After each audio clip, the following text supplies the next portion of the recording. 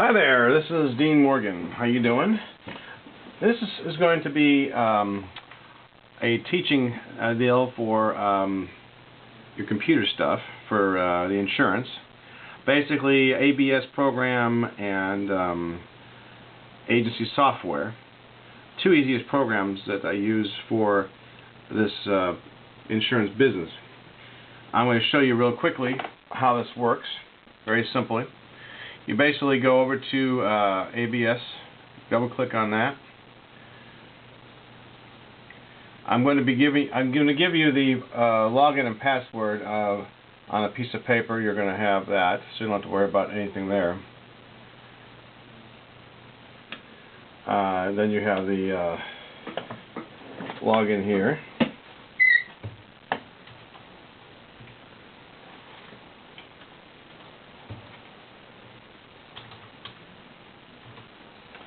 I pay for this for the entire year. I just finished paying for it, so you don't have to worry about paying that. So everything's good there. And I'm going to try to make this as fast as possible since it takes time to do all these kind of things. So you notice it's loading up. This is the ABS system. All the insureds are on this system. It's always good to reboot the computer when you start the system. Otherwise, you won't know what's going on. All your insureds are on here. It's simple to go to edit if you want to look for somebody and browse. And you go by last name. I usually go by company name. You know, you can go by any company name. I'm just going to put AFS on here. Somebody calls us, what company are you with? AFS. Okay, so you look at AFS. Go to that, and then there you go. On the program here is their name and address, all the same as usual stuff here. On the bottom part, this is where it says policy summary, and then comments. Those are the two things I use all the time: policy summary and comments. A policy summary tells you what's going on here. There's two ways of getting to this. You can double click on this, or you can go over here to commercial. I double click on it; it's easier. This is a general liability policy. When we input the stuff into the computer like this, we put the the company name. You usually double click on this; it comes up. And then the company is Security National, and then BTIS is the MGA. And over here is the premium amount. Down here is the, I put commercial general liability, and their actual, it's $500,000 and $1 million right here. This is the policy number up here, and there's an active policy. And then that's pretty much, it says general liability right here. Over here you can change up the general liability, you can do motor truck cargo, umbrella, inland marine, all that stuff is on here. Alright, so that's how you work that. It's pretty simple stuff.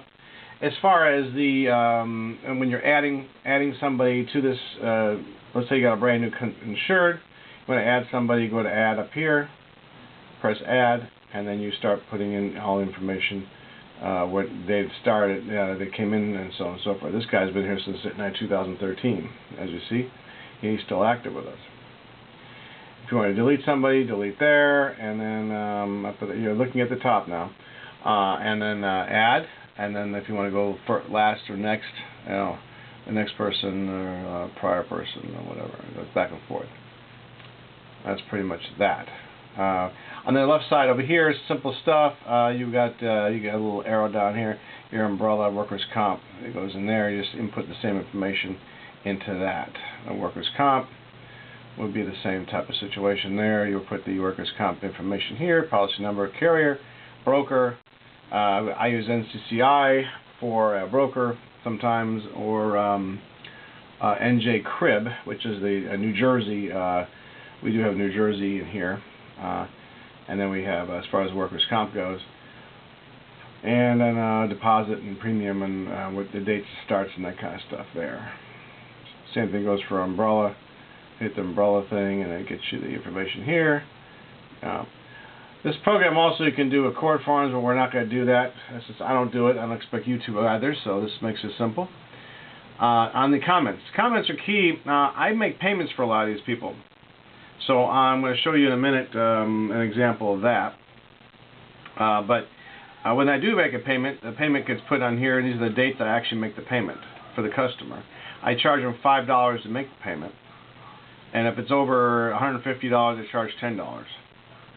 And there's only a few of those that are in that range. If you decide not to make the payments because it's such a hassle, you can tell the customer they have to make their own payments from now on. Just make sure you tell them.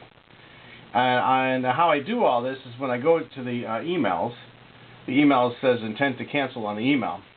And I'll show you that in a second.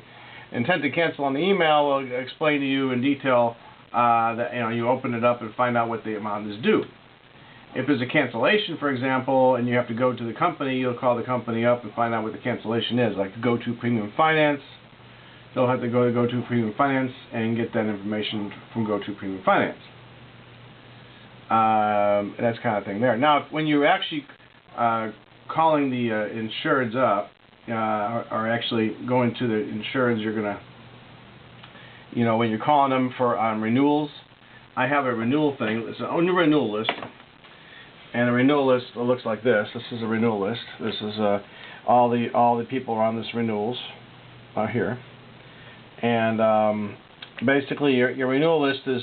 And what I do is I call all these renewals, and then I usually text them sometimes, but email, or basically send them a postcard. And if they are being renewed, it'll tell you on this over here. This here tells you if they're renewing. Like this guy's renewing in September.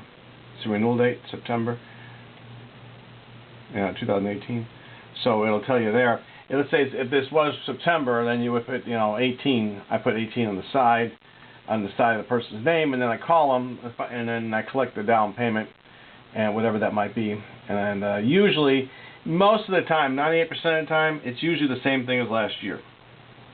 So at least you can know that without having to worry about making up something.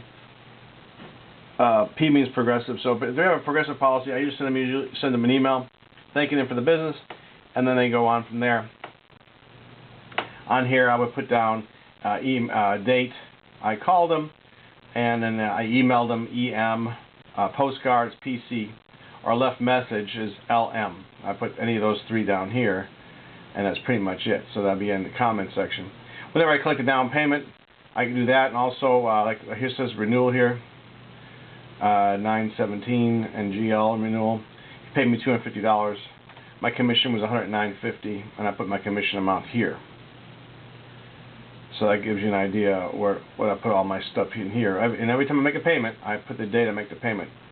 If it's a down payment, I put this one. In this particular case, I collected a down payment from him just now, and I just gave it back to him because he is not canceled. He had reinstated, and I didn't know. So I am giving him back. I gave him back his money, so I'm giving him a credit like that.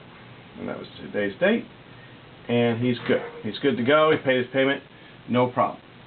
Over here on this side, if you see this a little better for you here, you'll see that the you go down to payments and stuff.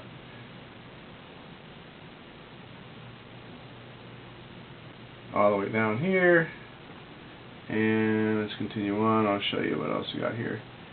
And let's see here. On my Avio Insurance email is where all my payments are going. Yeah, intent to cancels, cancellations, or whatever. And I'm trying to find it for you. So here I'm still looking. All right, here's one. All right, so here, this one here is like right here. Okay, here you go. All right, here you got Best Choice Premium Finance and Go-To Premium Finance are the same company. You have a notice of cancellation, and you have a notice of intent to cancel. Both are in the system right there. If you can take a look at that. So now, when I double-click on these guys, basically it comes up to be the premium payment, and usually comes up a box, which I haven't seen yet.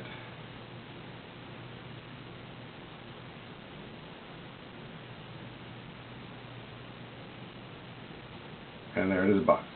Alright, so I double click on the box.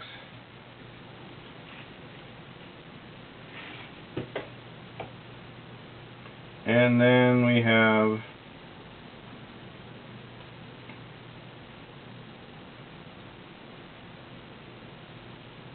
This is just to give you an example of what I do. I take a look at the guy's information. I just see my computer's slow for some reason.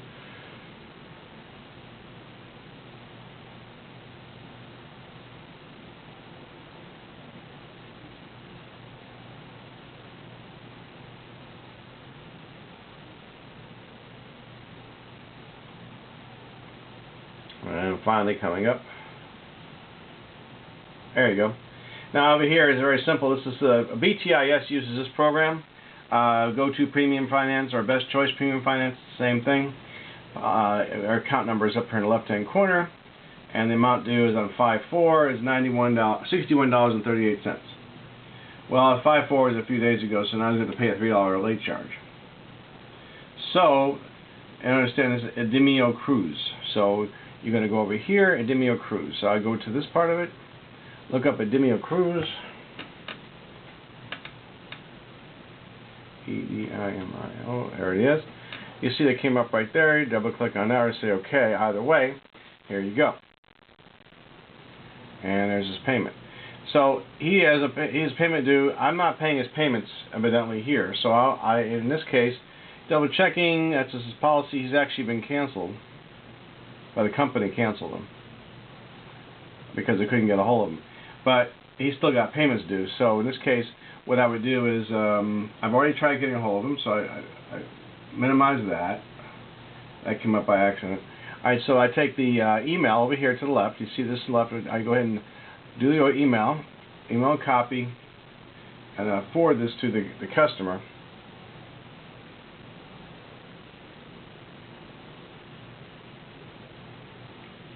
Just like that. Copy paste. And there you go, and I'd say payment due, or just please call me. Please call me for payment. You would also want, if since he's on the intent to cancel, he's not canceled, but I said this guy's been canceled because of they couldn't get a hold of him for an inspection. Now, what they do nowadays is they call for inspections, so you got to be able to get the inspection done.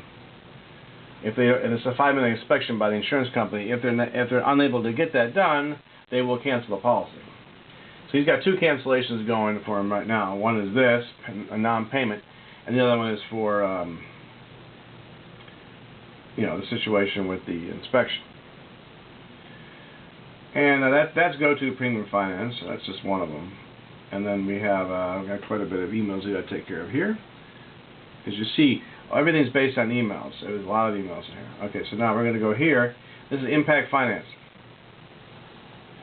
Impact Finance has got this going. Double clicked on it. We got 2 pages.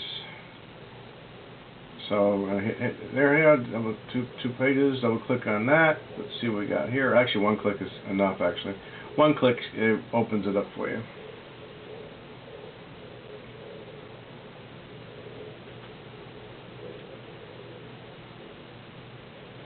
Okay, this particular one has 2 cancellations for non-payment. So these guys need to make their payments, otherwise they're in deep doo-doo. So I'll have to give them a call. Because they're both. So what I do is I usually on these I sometimes just in this particular case as I'm working on the deal, and this is actually live working on it. I'm going to actually make a copy. I'm going to actually print them out. But I would normally just call the customer and say, hey, look, you got to make a payment now. Blah blah blah, and so on and so forth, and that's the way it goes. And so I'll get that from the customer. Alright, so and I'll print out the information for you. Now that's the ABS system on the basics. Now for the renewal part, you go basically up to here, left hand side, look at the report. Go down to advanced, go over, and then down to policy renewal. Now today's 5/7, the 5/7/18. Well, obviously that isn't going to work. What you really want is, let's say June. I've already done May, so it'll be June 1st, 18 to June 30th, and then print it out. That will get you your this thing here, which actually is about 9 pages long, basically. A lot of these are like I said. They're not renewing. They're old stuff that's been on the books for a long time, and that's why you got to go through these, you know, and check and see. You see this here, you print the report, and then you go through them all, and then you knock them out. It's just a real simple process. There is 131 people on this next one. So, but it doesn't take that long to go through if you use the ABS properly, and you should be able to knock it all out. Actually, there's not that many on there. Not 131. There's however many these are. This is not that many actually. So this is June. June is kind of a slower month, thankfully, other than May. So that's how you do the renewals, and that's how you do the renewals. And then if like I said, if you call them and you email or text them, you put that information down here. You find out if there's a renewal. In this case, if the renewal date was the 24th, you would call them a month before, or therefore, I usually call them around the 1st of the month, so you got a renewal coming due.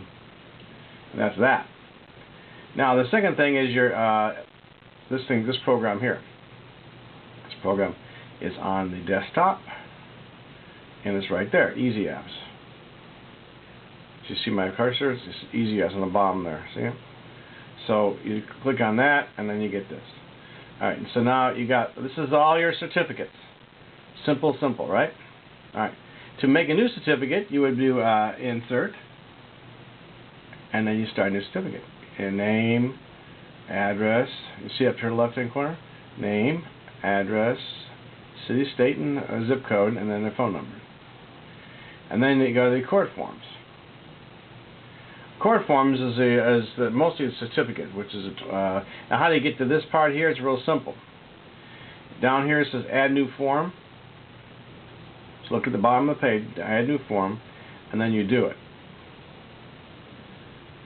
Now, this particular case, this is actually a 25. So you go down in the middle here, and you scroll down to look for certificate. So just look for certificate, just the word certificate. See, this is a 25. There's two 25s. Either one's fine. I use the one in cursive, but either one is fine. This is the same thing that's going to be on your laptop, and the ABS system is also the same thing that's on the laptop as well. This makes it easier. All right. So that's how you add a form. When you're doing a new general liability form for, let's say, TAPCO or BASS, those are 125 and 126. So remember, how do you basically go, you start here, you start there, go to Accords, and you say Add New Form, you say Yes, and then you want to do 125. So you go 125, you scroll down to 125 until you get 125. 125 is right there. Commercial Insurance App. And then you pull it up. Just like that. And then it'll come up. And there's your commercial app. Usually what happens is everything is in here real simple. I mean, you're not going to need this too often. It's just sometimes you're going to need it. You would push quote. General liability goes here, and a BOP goes there. A BOP is a business owner's policy. That's if they have a place, actual physical place that needs content coverage, and or if they have a place they own, they want covered. You would put a BOP instead of the general liability. It's either one. Date is today, and then you might put this in different dates. 2/19. And then you go down to the right-hand side here. You notice their name and address is already in there, and then you push the downward button there. Their name goes up here. Phone number goes up there. Now, then you skip all this. You don't worry about that. You come down to the middle here. If they're a contractor, you push contractor, and then you put their, what they do right in here. Real simple. Then you come down here, and you hit down again. And then you put no, it just ends and all these things here. I'll just all the way down. No. You can put none right there in general liability. If that's what you're doing, and then continue on down there. And you put none right there, and then you're all set. You go up to the left-hand corner, and you go File, and then you want to save it. Save as PDF file. So you save that. You want to save it to your computer. because you want to send it over to the underwriter. In this particular computer, it says you go to Library, Documents, and then down here you would put the name. I usually put the name of the person and then say 125 on there, because 125 is a form. So if his name is Joe, it'd be Joe Joe Blow, whatever the name of the company is. It's 120. His name and company are in 125. I sometimes abbreviate them just because it's too much aggravation. And then I put save down here. You see the save, and that allows me to go over here because whenever I do the I want to reply, for example, on the email, I go down to the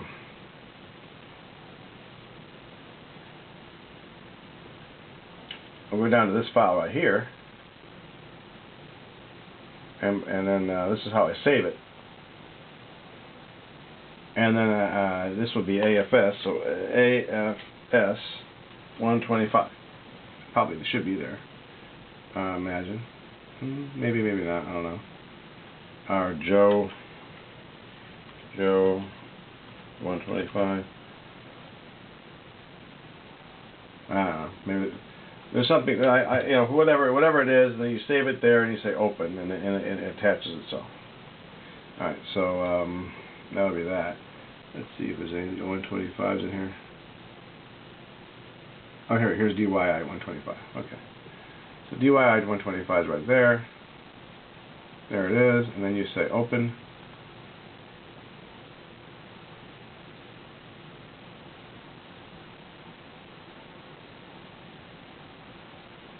And usually that sends it, or usually puts it on there.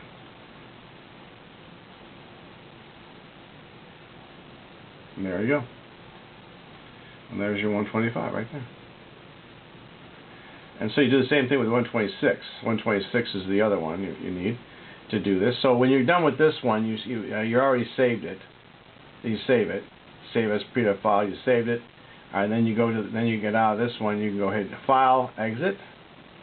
Get rid of that. Go back to the bottom of the page, and you're going back to this again.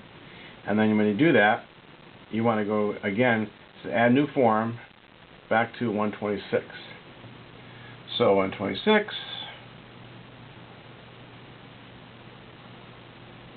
and then here's your 126, and it's the same scenario. Goes to the 126. I deleted that because I need it. Then over here you put down, the date, and then you put down commercial general liability, and then occurrence, and then you put the date of the aggregates, 1 million, and then $500,000 goes down here. I always do $1 million, $500,000. That's always the case. Payroll is usually P, and then if he's got a payroll, you put it down there. You just put it there. Premium basis is payroll. You put no's on here, no, all the way down. Then you go to here, if there's any subs, you put, no subs. If he's got subs, you put 10,000, whatever his amount of subs are. Percentage of work that are subbed out, you can, whatever, 10%. How many full-time, how many part-time. And then the gross revenue goes there. And then you put no, and then you're all done. And then you push again, go back up here, save, and then you've got your, form for the second part of it, which is the 126. You save it the same.